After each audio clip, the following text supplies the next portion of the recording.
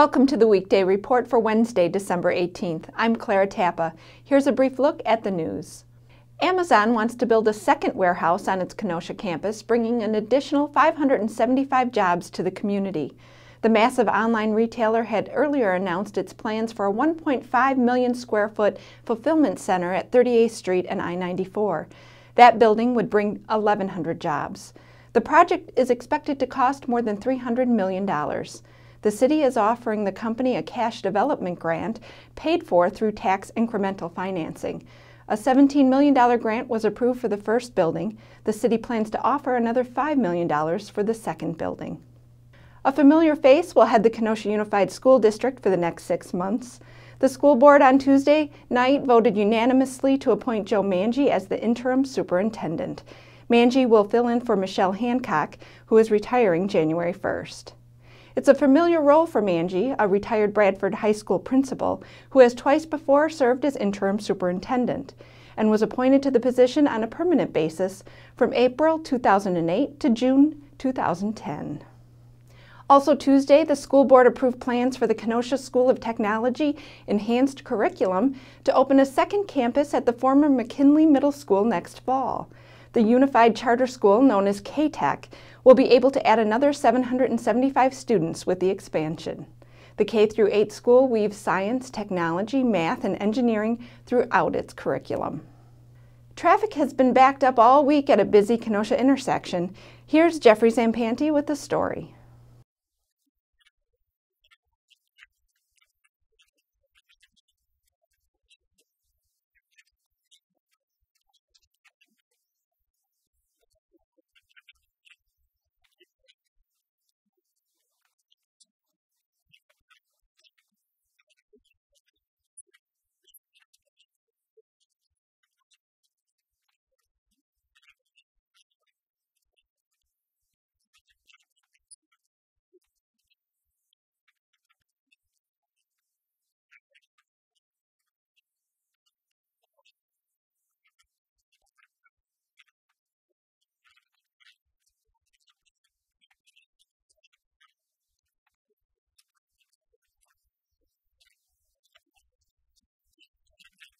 Thanks, Jeff.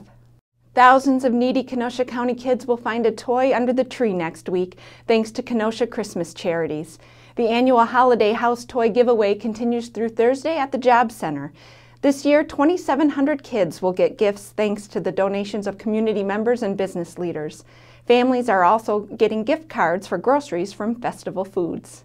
A Kenosha County supervisor hopes to also serve on the City Council. David Hallman has filed papers for re-election to his 7th District County Board seat, and now he's also planning to run for the 2nd District City Council position. Hallman said holding both offices can lead to better collaboration between the city and the county. The downtown area council seat he's seeking is now held by Chris Schwartz, who this week said she will not seek re-election due to a family medical issue. What's trending today? What do you think of the school board's selection of Joe Mangy as interim superintendent? Tell us on our Facebook page. Up next is Dave Marin with a sports take. Contributing to a dynasty. I'm Kenosha News sports editor David Marin with a sports take. Bradford graduate Kavan Clunas will try to help UW-Whitewater claim its 8th NCAA Division III football championship on Friday when the Warhawks take on Mount Union in Salem, Virginia. Clunas, a sophomore reserve defensive lineman, is just the latest Kenosha product to aid in the Warhawks' dominance. Tremper graduate Logan Allemond was a starter on the offensive line for the 2010 and 2011 title teams and was a key reserve for the 2009 champs. Tremper's Matt Blazewski was a standout defensive back for Whitewater's title teams from 2005 to 2007 and got the chance to play with prep teammate Tristan Borzik on the 2006 championship squad. Quite the Kenosha connection. I'm Kenosha News sports editor David Marin, and that's a sports take. Thanks, Dave. Now here's a look at what we're working on today. Melinda Ticklar has a feature on a Kenosha Marine coming home for the holidays. And Liz Snyder's column this week includes a Christmas letter from Jesus.